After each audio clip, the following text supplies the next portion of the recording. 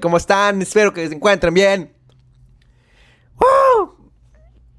Pues bueno, estamos en un nuevo capítulo de Sigmund Freud, el fundador del psicoanálisis, la puta leyenda. Pues bueno, vamos a empezar. Hoy vamos a leer La vida. Creo que sí se llama La vida, exactamente. Primeros años, es un capítulo bastante largo. Uy.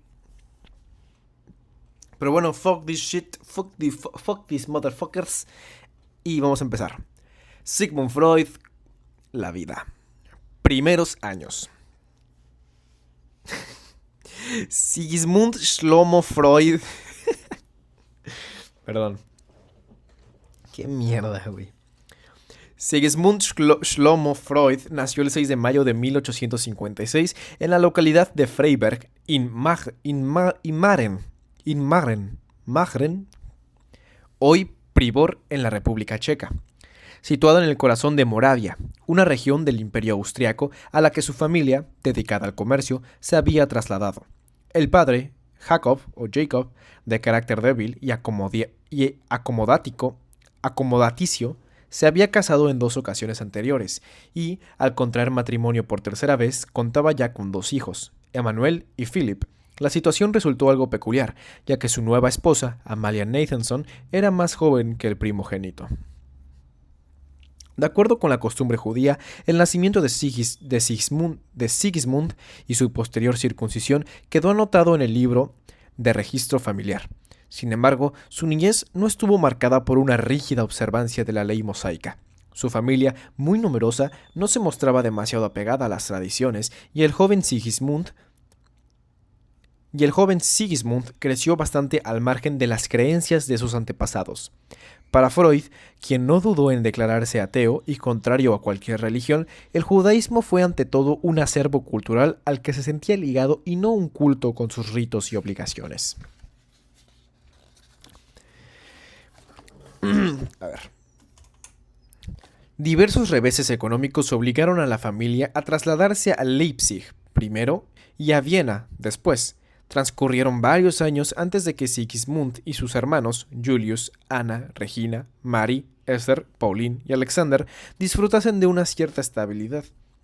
No fue una infancia fácil. En una obra de 1899, sobre los recuerdos encubridores, la describe como un periodo duro e insignificante, marcado por las estreches económicas. En el Freud adolescente se mezclan el poco apego a Viena, un fuerte deseo de promoción social, el hastío por las continuas ofensas que sufre a causa de sus orígenes judíos y una gran confianza en sus capacidades intelectuales, alentada por sus padres, convencidos del talento de su hijo. En casa, el joven llega a imponerse a sus 5 hermanas y a su hermano menor hasta el punto de dirigir sus estudios y lograr que se cancelasen unas clases de piano que perturbaban su lectura sin que nadie le llamase la atención. La situación en la escuela era muy distinta, ya que debió vérselas con unos profesores a los que consideraba mediocres. No cabe duda de que fue un estudiante modélico, entusiasta de la cultura antigua y muy dotado para las lenguas. Además del francés, el inglés y el italiano, dominó el griego y el latín, y aprendió el español de manera autodidacta. Aquellos fueron años de grandes lecturas y de apasionados idilios, aunque su timidez siempre le impidió declararse. Los estudios y el mundo del trabajo. Tras haber considerado la posibilidad de cursar derecho movido por su interés por los problemas sociales, Freud optó por medicina. Tal como cuenta en sus memorias, se sintió atraído por la disciplina al reflexionar sobre algunos fragmentos de Goethe. De manera en absoluto premeditada, decidió dedicarse al estudio de la naturaleza como si de una misión vital se tratase. Por aquel entonces dejó de firmar con su nombre completo en favor de la forma abreviada, Sigmund. La investigación y la lectura ocupaban todo su tiempo. Se adentró con pasión en la obra del filósofo Ludwig Feuerbach, uno de sus favoritos. Sus meditaciones sobre la realidad, su lucha contra los prejuicios, las creencias y la superstición y su actitud crítica hacia la religión fascinaron al joven estudiante. Con todo, sus querencias eran mucho más amplias. Solía leer a autores como Aristóteles, el pedagogo alemán Jean Paul o el filósofo y economista inglés John Stuart Mill, de quien llegó a traducir algunos ensayos. También comenzó a asistir a las clases del filósofo Franz Brentano, defensor de Darwin y gran conocedor de la psicología y del pensamiento aristotélico. Al parecer, el estudio del sistema nervioso le atrajo poderosamente, aunque se interesó más por la observación de ciertos fenómenos que por la experimentación en que aunque se interesó, a ver, otra vez, carajo. Aunque se oh, ok. Al parecer, el estudio del sistema nervioso le atrajo poderosamente, aunque se interesó más por la observación de ciertos fenómenos que por la experimentación en sentido estricto. Siguió con pasión los cursos del fisiólogo Ernst Bruck, en el que vio una suerte de figura paterna, y se codeó con sus alumnos y colaboradores, en especial con Joseph Breuer, muy interesado por la fisiopatología, y que, en poco tiempo, se convirtió en otro de sus referentes, hasta el punto de garantizarle apoyo profesional e incluso económico después de que Jacob, el padre de Freud, sufriese un gran revés tras la quiebra de la bolsa en 1873. A ver, perdón por leer mal, voy a tratar de seguir leyendo bien. Ay, güey, sí, es un chingo de lectura. Bueno, vamos a ello. La familia y las primeras teorías. Su licenciatura, obtenida en 1881, no cambió mucho su vida ni tampoco mejoró sus ingresos. Poco después de que Bruck lo convenciese para que se dedicase de manera exclusiva a la medicina, comenzó a trabajar como ayudante en el Hospital General de Viena, donde pasó por varios departamentos hasta conocer al neurólogo Hermann Nothnagel y sobre todo al neuropsiquiatra Theodor Meynert, quien supo reconocer su valía frente a otros aspirantes menos dotados y le permitió proseguir su carrera profesional. En 1884, un tanto desazonado por su experiencia laboral, inició una investigación sobre los efectos de la cocaína y, pese a que llegó a publicar un artículo al respecto, vio como otro colega se le adelantaba. El oculista Karl Kohler había experimentado el fármaco con cobayas y realizó una contribución significativa a la cirugía oftálmica utilizando este producto como anestésico local. Por si fuera poco, su estudio recibió críticas muy severas, ya que Freud había prestado poca importancia a los efectos colaterales de la droga. Decepcionado, se refugió en los libros. El joven médico gastaba todo cuanto ganaba en formar una nutrida biblioteca en la que no faltaban obras de Cervantes, Shakespeare, Schiller, Molière, Goethe o Nietzsche. Con todo, si bien su profesión no le deparaba demasiadas satisfacciones, el amor se presentó de manera inesperada. En 1882 conoció a una joven judía de buena familia, Martha Bernays, de la que se prendó apasionadamente, casi de una manera novelesca. El noviazgo fue breve y los esponsales se celebraron al cabo de muy poco tiempo, no sin la oposición de la familia de la novia, que consideraba a Freud un pobre diablo sin apenas prestigio. Por desgracia, la precariedad económica los obligó a posponer la boda. No sin ironía, Freud, citando a Schiller, le comentó a su futura esposa que su relación estaba marcada por el hambre y el amor.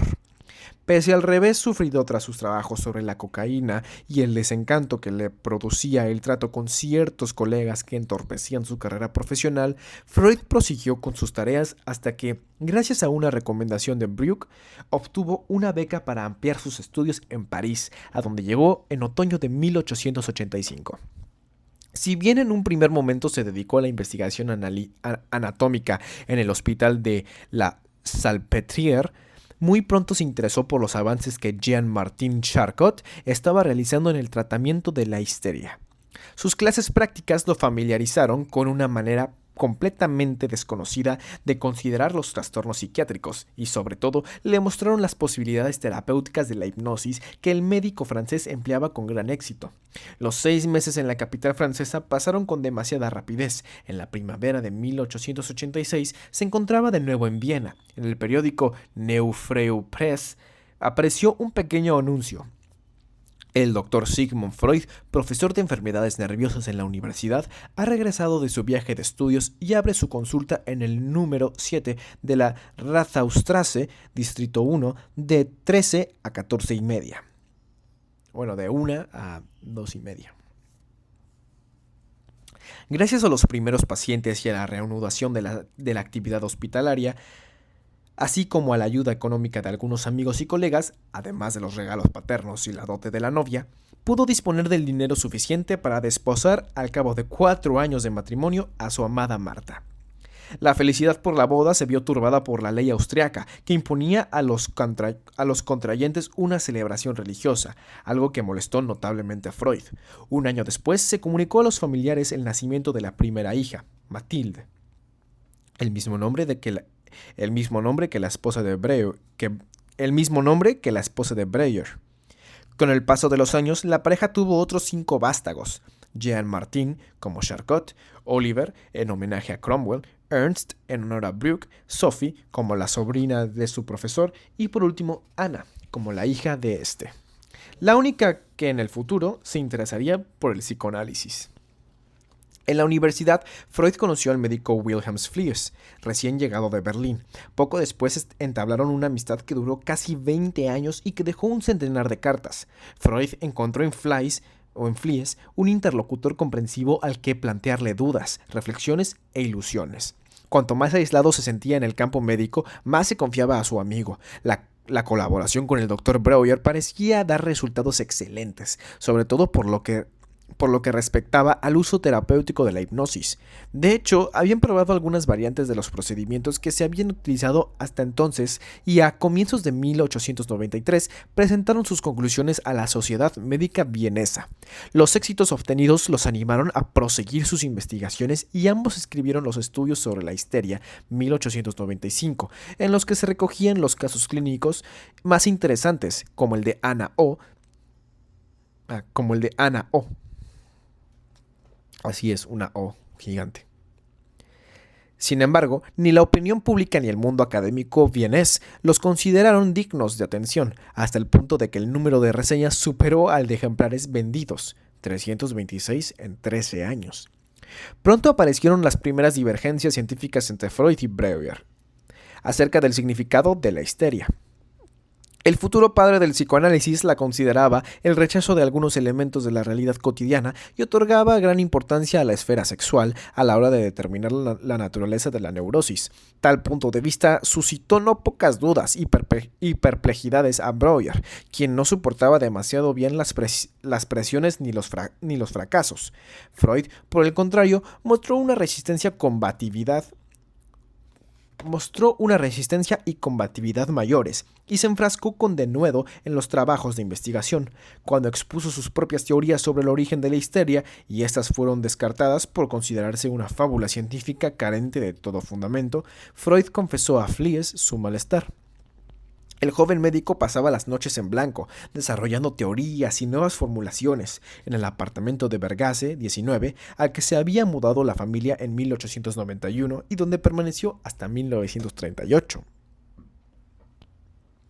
Freud se sentía atrapado, aislado. Al carecer de discípulos y ayudantes, optó por centrarse en el estudio de los sueños y, en especial, el autoanálisis. Así, inició una investigación sobre el paciente que más le preocupaba, él mismo. Tras abandonar las teorías iniciales sobre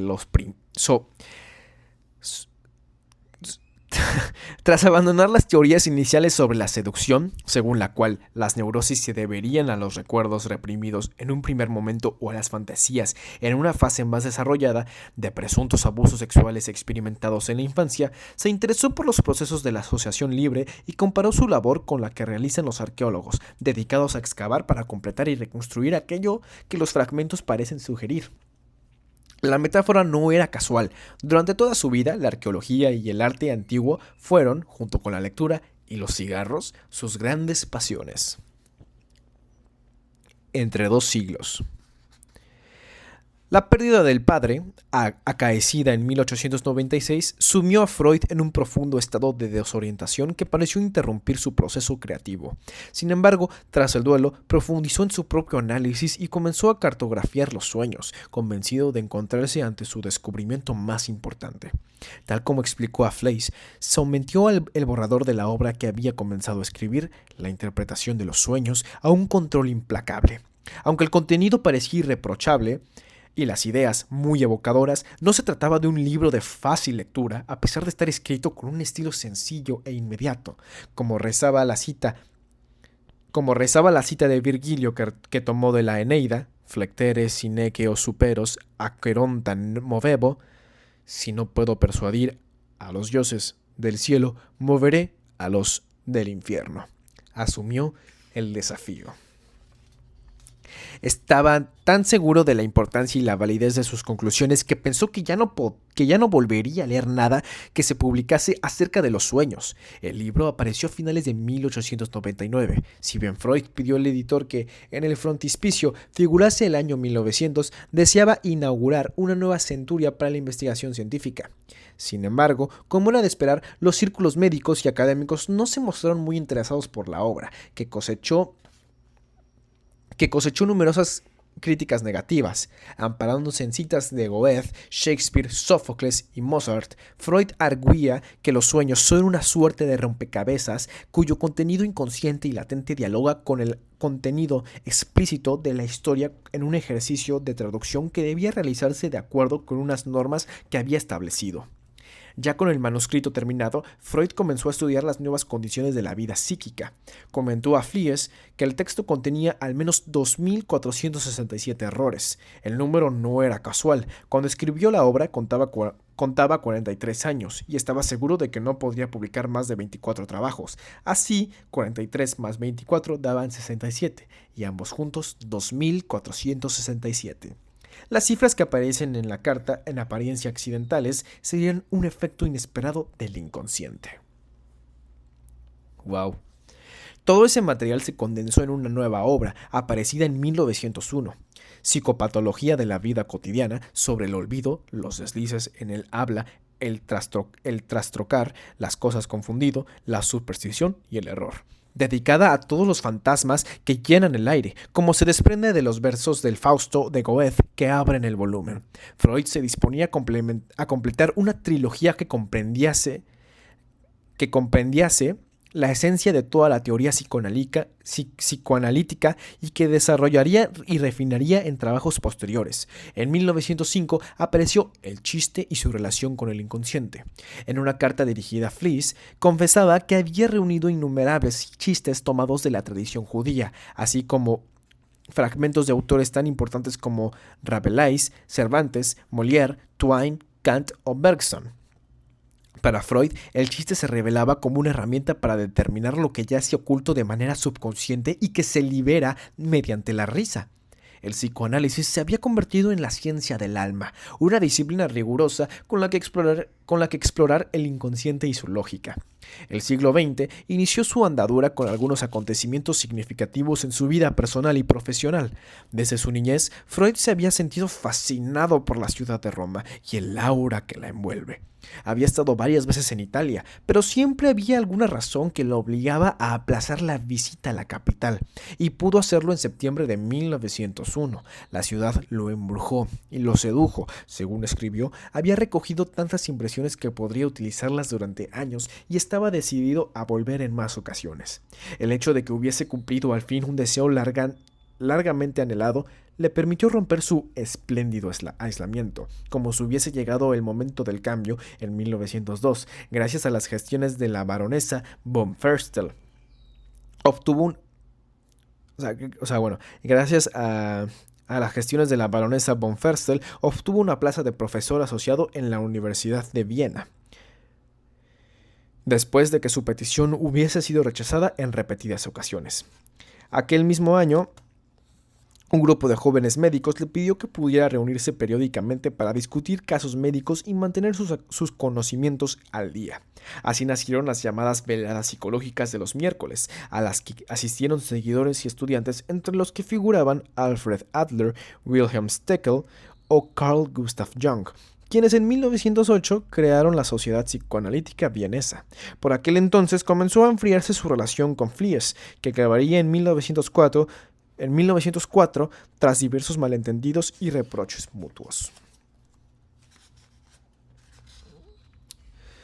En 1906, Freud cumplió 50 años. Su vida cotidiana transcurría con un ritualismo complaciente.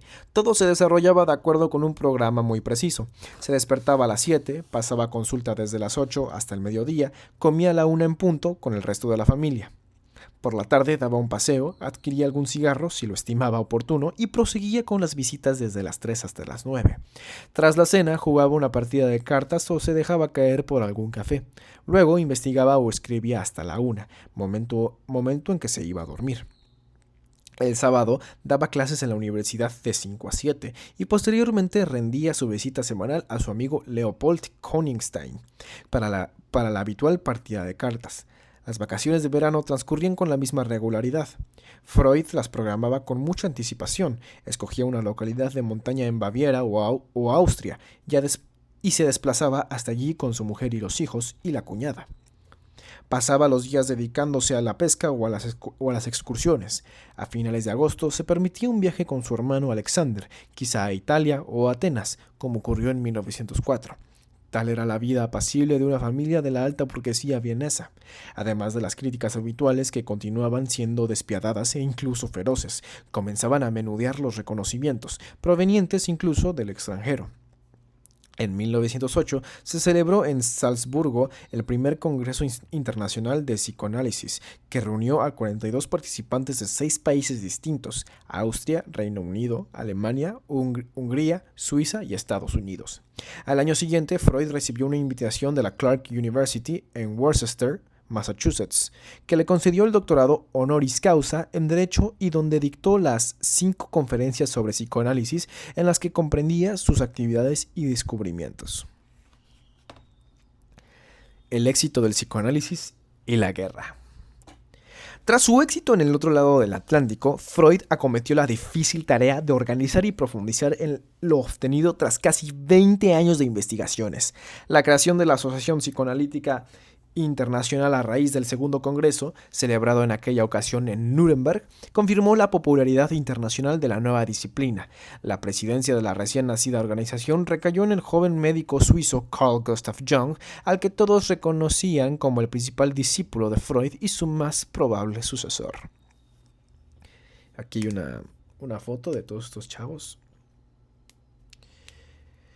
Y dice: Jung había conocido a Freud en 1907, tras un intenso intercambio epistolar, y no tardó en convertirse en su más directo colaborador.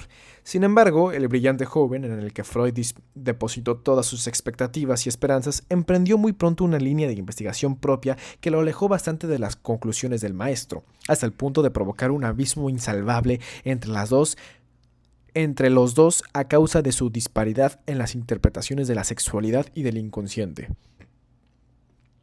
Las últimas cartas de aquella relación, que había durado entre 1906 y 1913, muestran un cruce de acusaciones despiadado. Jung culpaba a Freud de ser un padre severo que esclavizaba a sus propios hijos y le pidió que cesasen todo contacto, ya que lo único que quedaba entre ambos era una profunda desilusión. Jung abandonó la presidencia de la asociación y, junto con los demás socios suizos, se dio de baja y rompió toda relación con su antiguo maestro. Hubo, no obstante, otros discípulos que mantuvieron un contacto más estrecho. En 1912, el británico Ernest Jones, quien lo había conocido en el primer congreso de Salzburgo, decidió crear una suerte de comité secreto que se encargase de defender las teorías psicoanalíticas y favoreciese la profundización de las conclusiones de Freud, así como el desarrollo de nuevas investigaciones que sugiesen su misma línea. Sea como fuere, la producción freudiana proseguía en 1913. Ahí había un punto. La producción freudiana proseguía. En 1913 apareció otra de sus obras fundamentales, tótem y tabú, en la que, a través de la religión y la antropología, se asiste a la sistematización definitiva de un elemento fundamental de su teoría, el mito del padre. Poco después, y de una manera muy poco inesperada, estalló la Primera Guerra Mundial tras el asesinato del heredero del trono de Austria, el archiduque Francisco Fernando de Habsburgo. Con el paso del tiempo, Freud admitió que, al igual que sus amigos, sintió un impulso patriótico inesperado, aunque sin llegar a la exaltación belicista de otros intelectuales austriacos. Con todo, su entusiasmo se atenuó con rapidez cuando el conflicto llamó a las puertas de su domicilio. Los pacientes disminuyeron, sus amigos y colegas se fueron al frente y las veladas de los miércoles se espaciaron. Sus 3 hijos parecían a salvo, ya que no se los había llamado a filas, pero no contó con la posibilidad de que se alistasen voluntarios. Cuando se firmó el armisticio, su hijo mayor, Martin, estaba preso en Italia. Freud anotaba casi a diario sus impresiones sobre la disolución del Imperio Austrohúngaro, convencido de que, de la dinastía que había gobernado desde que había nacido, solo quedaría estiércol. ¿Qué? Convencido de que de la dinastía que había gobernado desde que había nacido, solo quedaría estiércol. Ok. Los meses siguientes transcurrieron entre el enfrentamiento social y la precariedad económica. Los Freud sobrevivieron gracias a la ayuda de amigos y familiares en el exterior que les enviaban alimentos, ropa y otras vituallas, incluidos los cigarros, indispensables para afrontar las fatigosas horas de trabajo. Últimos años y exilio. La situación comenzó a estabilizarse. Freud retomó sus investigaciones y llegaron nuevos pacientes, en gran número, además e incluso de otras nacionalidades, sobre todo británicos y estadounidenses, hecho que lo obligó a tomar clases de inglés. En 1919 publicó un breve trabajo, titulado Lo ominoso, en el que recuperaba y desarrollaba materiales anteriores. Un año después apareció otra de sus obras fundamentales, Más allá del principio del placer. En 1921 publicó Psicología de las masas y análisis del yo, en la que emergía la tragedia bélica apenas conclusa, y en 1923 El yo y el ello, en la que definía la tríada formada por el yo, el superyo y el ello, y establecía sus relaciones. Por lo que respecta al ámbito internacional, el prestigio de Freud era cada vez mayor, aunque siempre se mostró un tanto reticente. En 1920 participó en el Congreso Internacional de Psicoanálisis que se celebró en La Haya, el primero tras el conflicto y al que asistieron cerca de 150 miembros. Al mismo tiempo, aparecieron nuevas organizaciones profesionales, muchas en el extranjero, aumentó el número de inscripciones a la asociación y se fundaron clínicas dedicadas de manera casi exclusiva a las terapias psicoanalíticas. Sin embargo, la enfermedad y la muerte comienzan a acechar a Freud.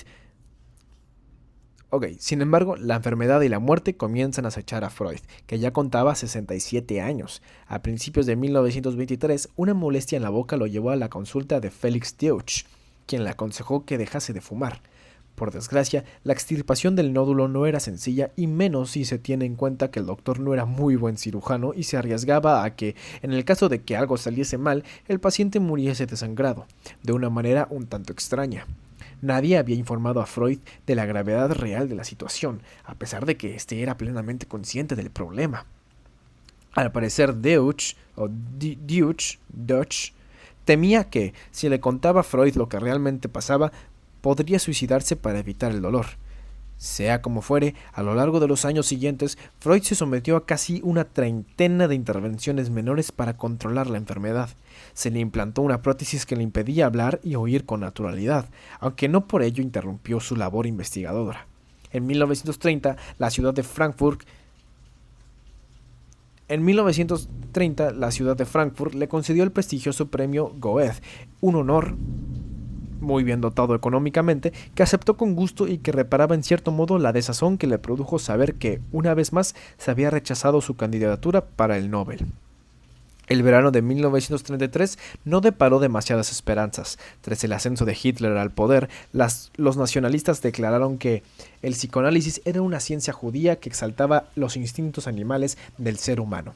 Freud comentó con sarcasmo que, al menos, algo se había salvado desde la Edad Media, ya que se habían limitado a quemar sus libros y no a él. Sin embargo, la persecución era cada vez más implacable. No cesaban de subrayarse sus orígenes judaicos, aun cuando Freud siempre se había mantenido ajeno a cualquier inclinación religiosa. Los acontecimientos lo obligaron a exiliarse. El 11 de marzo de 1938, cuando las tropas alemanas entraron en territorio austriaco para consumar la anexión del país al Tercer Reich, Freud se limitó a escribir 2 palabras en su diario: Finis Austriae. Casi en el mismo momento en que sus conciudadanos se negaron a ser independientes, afloró de nuevo la plaga del antisemitismo, esta vez de un modo fanático y violento. La población judía padeció agresiones, saqueos, humillaciones y, por imposición de las autoridades germanas, desapareció prácticamente de la vida pública.